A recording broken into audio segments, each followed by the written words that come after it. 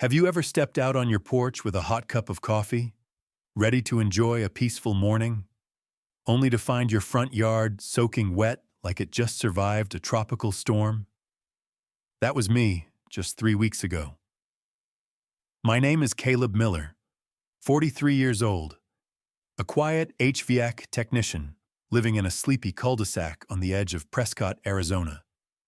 No kids, no pets, no roommates, just me, my tools, and a dying tomato plant I'd been trying to revive for months.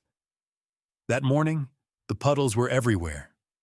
The hose was still warm, like it had just been used, but I hadn't touched it. I checked the water meter. It was spinning like crazy. My bill had tripled. And I don't even have sprinklers, just one old-fashioned garden hose.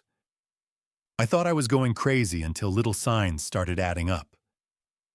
Then came the worst sign of all, Sophia Bennett, the newest neighbor, who moved in just 2 months ago.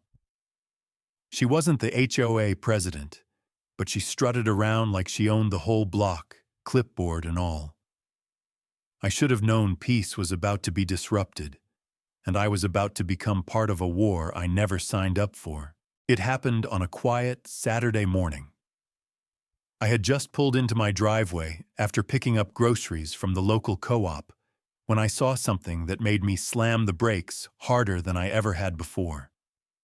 There she was, Sophia Bennett, in her pastel jogging suit and oversized sun visor, standing on my lawn like she paid rent there. She was dragging my garden hose across the yard like it was a leash for her personal pressure washer. She didn't look guilty. She didn't even try to hide it. She glanced up at me, waved like we were lifelong friends, and chirped, "Hope you don't mind. Just giving my walkway a quick clean. Your hose is fantastic." I froze. Coffee still in the cup holder, ice cream melting in the back seat. I just sat there, gripping the steering wheel, trying to process the audacity. Later that day, I mustered up the nerve to knock on her door. I figured I'd ask, politely, if she needed help fixing her water line or whatever issue led her to siphon my utilities. She opened the door with a smirk and replied, "Oh, I just prefer your water pressure. Besides, in this community, shouldn't we be neighborly and share?" I blinked. Was this real? Since when was trespassing and using someone's utilities considered neighborly? "I'd appreciate it if you asked next time," I said calmly. She tilted her head, her voice syrupy sweet. "I'm sure the HOA wouldn't mind. We're all one big happy family, right?" Then she closed the door in my face. That night, I sat on my porch, looking out at the garden hose like it was some kind of cursed relic. I emailed the HOA, included photos of her using the hose, and attached my spiked water bill. Their reply came 2 days later. "Thank you for your message. We encourage neighbors to resolve minor disputes privately and respectfully. HOA intervention is not required at this time. In other words, handle it yourself." So I did. I bought a lock for the hose, a sturdy steel device that clipped directly onto the spigot. It wasn't elegant, but it would do the job. The next morning, the lock was gone. Not unlocked. Gone. Cut clean through. I felt like I was standing over a crime scene. I even looked for fingerprints like I was suddenly some backyard detective. But I already knew. My gut knew. And when I looked across the street, there she was again, Sophia, spraying down her driveway with my water, humming like she was starring in her own commercial. That was it. The moment I realized I wasn't just dealing with an annoying neighbor. I was facing a full-blown neighborhood narcissist who thought rules didn't apply to her. And it was in that moment that something inside me changed. I've never been the kind of guy to seek revenge. I fix heating systems for a living, not people's attitudes. But that smug wave, that "hope you don't mind" smile from Sophia Bennett, It crawled under my skin like an itch I couldn't scratch. So I took a different route. I installed a discreet, motion-activated camera beneath the gutter, aimed squarely at the spigot. It was small, camouflaged, and silent, just like I needed it to be. I wasn't planning to start a war. I just wanted evidence, something real to shove in the HOA's face when they shrugged me off again. And then it happened. 2 days later, the footage came in. I opened the app, and there she was, plain as day, creeping into my yard with the same air of entitlement as always. Except this time. She escalated. She dragged the hose across the lawn, watered her flower beds, filled a bright purple kiddie pool, and washed her dog, all before 11 a.m. It wasn't just stealing water now. It was a production. I uploaded a short clip to the local neighborhood forum with the caption, "Neighbor turns my water into her personal spa?" The reaction? Explosive. Some neighbors laughed. Others offered legal tips. One guy even offered to lend me a motion-triggered sprinkler that blasted intruders. But the best part? Sophia saw it. The next morning, there was a knock at my door. No sun visor, no smile, just fury. "You're violating my privacy," she snapped. "You're making me out to be some sort of thief." I looked her dead in the eyes and said, "You are a thief." She clenched her jaw. "This is harassment. You're creating a hostile environment." I folded my arms. "You told me it was community property. Now you're upset it's on community display?" She huffed. "Do something about it. I dare you." And there it was, the sentence that flipped the switch inside me. That dare wasn't just a challenge. It was a declaration. I knew people like Sophia. They thrived on pushing boundaries and expected everyone else to just roll over. But that moment, that dare, it gave me permission. No more emails, no more locks. No more hoping the HOA would lift a finger. Sophia wanted a battle, and I was done playing defense. The very next morning, I woke up with a new purpose. Not out of anger, but clarity. If Sophia wanted water, I was going to give it to her. Not the kind she expected.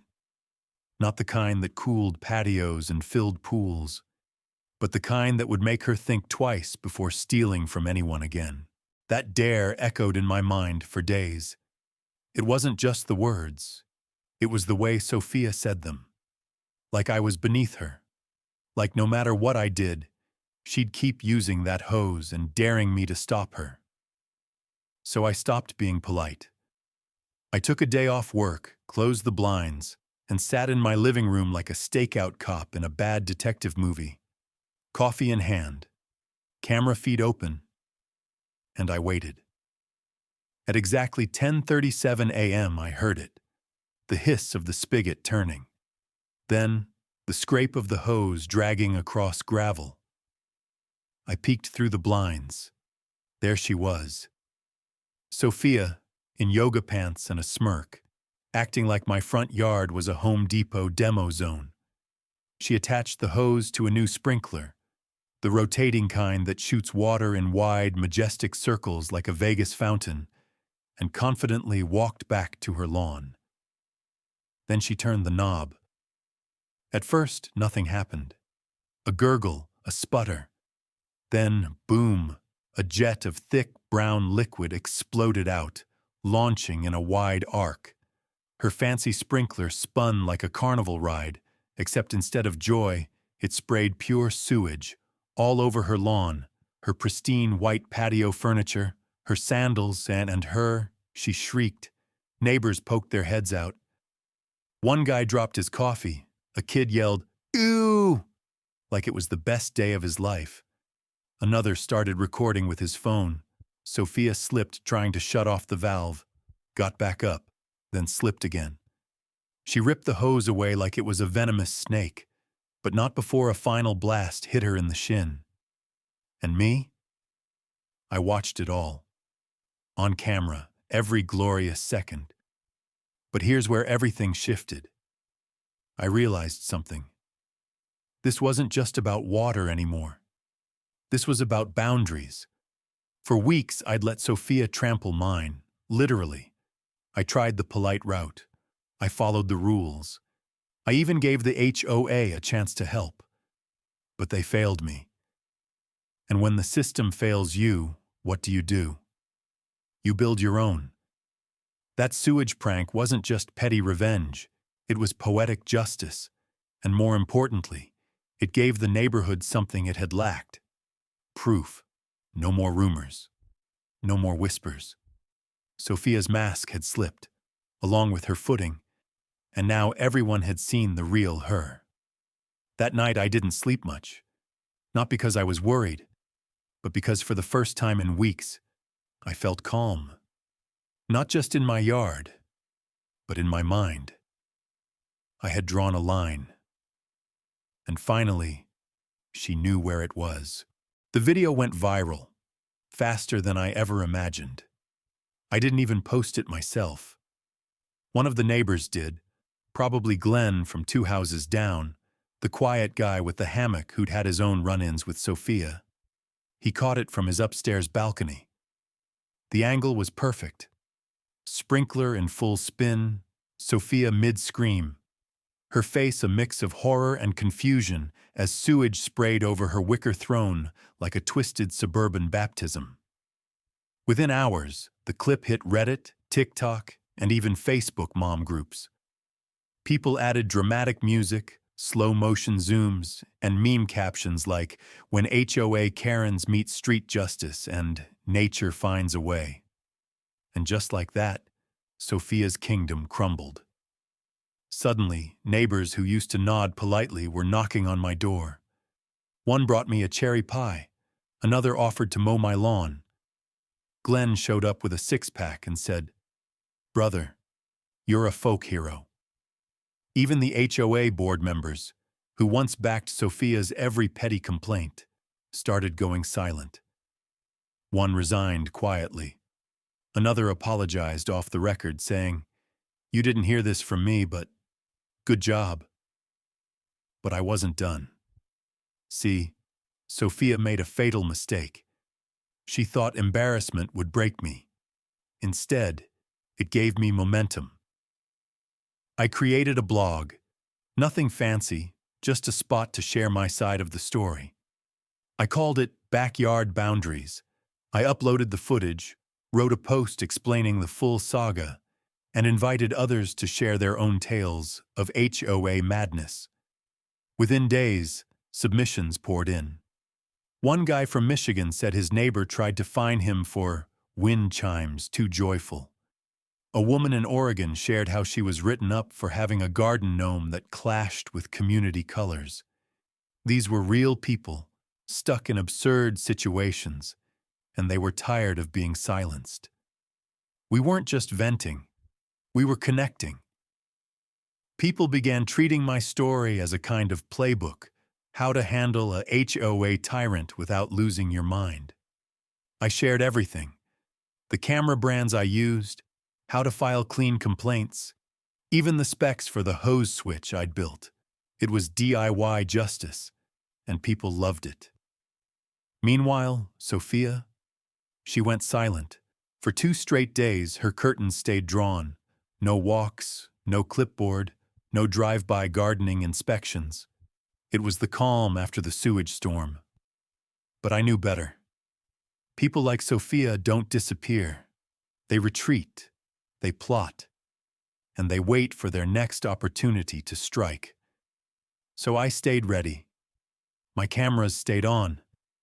The valve switch remained buried in the yard like a landmine of poetic consequence. And the hose? It coiled peacefully by the spigot, gleaming in the sun like a retired sword, just waiting. Not for revenge, but for reminders that in this neighborhood, respect flows both ways. I never set out to be that guy. You know, the one with the viral video, the blog, the underground hose defense system. I was just Caleb, a quiet 43-year-old HVAC tech who wanted peace, privacy, and a decent tomato harvest. But something shifted in me during that battle with Sophia, and it wasn't just about her. It was about me. For years, I let people push past my boundaries. At work, I took on extra shifts without complaint. At family gatherings, I smiled through condescending advice. Even with neighbors, I let little things slide because it's not worth the drama. But this time, watching someone waltz across my lawn, steal my water, and mock my attempts to stop it, I realized I had spent too long letting the world step over my lines. And it wasn't just me. When I started getting messages from strangers, people thanking me for standing up, for giving them courage to speak out, I saw a pattern. Good people, tired of being polite while their space was being invaded. And all it took was one act of clever resistance to spark a movement. I wasn't trying to be anyone's hero. I just wanted to protect my space. But somehow, in doing that, I'd helped others remember they had a right to theirs too. That realization changed the way I lived. I upgraded my home, not just with cameras and valves, but with intention. I started building a backyard garden for the first time in years, something I always said I'd get around to someday. I stopped avoiding the neighborhood BBQs and started showing up, bringing real ribs instead of store-bought cookies. Neighbors who once avoided eye contact were now inviting me over. Glenn started calling me Captain Backflow. A little girl down the street drew me a picture of the hose hero and gave it to me with a shy grin. And Sophia? She stayed quiet. Her power was gone, not because I took it, but because she gave it away, trying to control everyone else. But I stayed cautious. People like her don't give up, they regroup. So I kept the cameras running, not out of paranoia, but preparation. I wasn't waiting for another fight, but if it came, I wouldn't flinch. The best part? I didn't feel like I was alone anymore. The blog kept growing. More people shared stories. A local journalist even reached out about doing a piece called Neighborhood Justice When the Hose Fights Back. I politely declined. I didn't want fame. I wanted freedom. The freedom to wake up, sip my coffee, and water my garden without drama. To know that standing up for yourself doesn't make you the villain. It makes you finally visible. And for the first time in a long time, I wasn't just defending my lawn. I was owning it.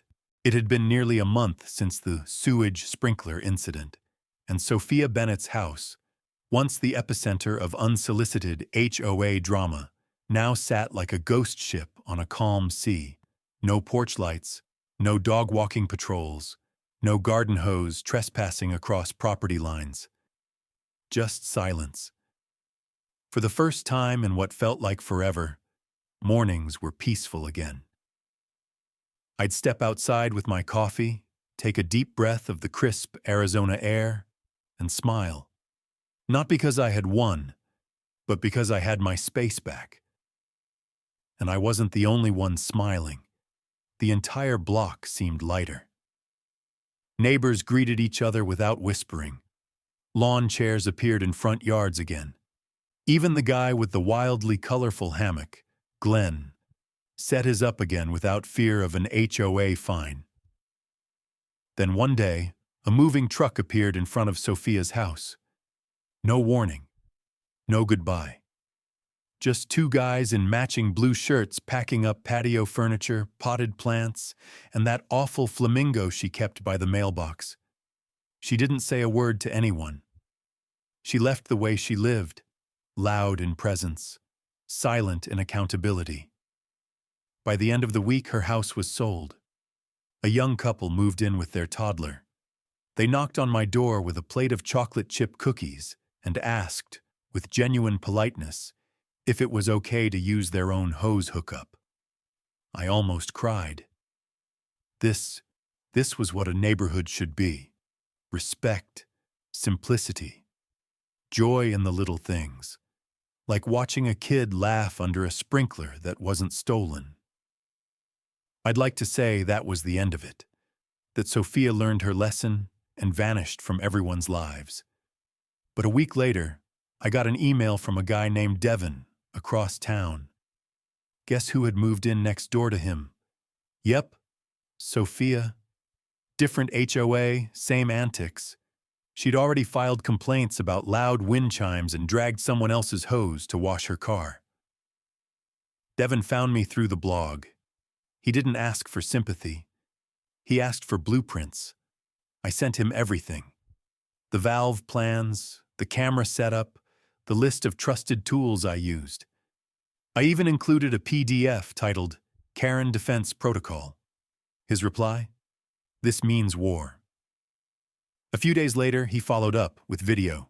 No sewage this time. Just a harmless but horrifying mix of compost tea and expired fertilizer. The reaction? Legendary. Sophia got sprayed, screamed, and fell into her own rose bushes. Again. The internet dubbed it Karen's Revenge, Part 2. And that's when I realized something beautiful in all this ridiculousness. Sometimes it only takes one person standing up to remind others they can too. It's not about the hose, or even the HOA. It's about reclaiming space, mentally, emotionally, and literally. Because when good people stop letting bad behavior slide, that's when neighborhoods heal. That's when home starts to feel like home again. What started as a garden hose dispute became something far more profound. It was about boundaries, dignity, and standing up for what's right, even when the system looks the other way. For too long, I let politeness mask discomfort. I let people like Sophia cross lines because I thought keeping the peace meant staying silent. But silence isn't peace. It's permission. This experience taught me that asserting yourself isn't rude. It's necessary. It's about protecting your space and your sanity, not with violence, not with vengeance, but with smart, measured action that sends a message. I won't be pushed around. Sometimes people won't respect your boundaries until you enforce them. And when you finally do, you not only protect yourself, you give others the courage to do the same. Because in the end, true peace doesn't come from avoiding conflict. It comes from resolving it with purpose. You don't need a prank or viral moment to reclaim your boundaries. Start by knowing your rights. Read your HOA bylaws, check your local ordinances, and document everything. Install simple security cameras or motion alerts. Don't rely on emotion. Use evidence. Be respectful but firm in conversations. And if you're ignored, rally your community. Odds are, you're not the only one affected. And most importantly, don't be afraid to say no. Whether it's your lawn, your time, or your energy, you're allowed to protect it. Stand your ground, because boundaries don't push people away. They protect what matters. If this story resonated with you, hit subscribe, drop your own HOA horror story in the comments, and share this video with a neighbor who might need a little inspiration. Because sometimes, justice really does flow through a garden hose.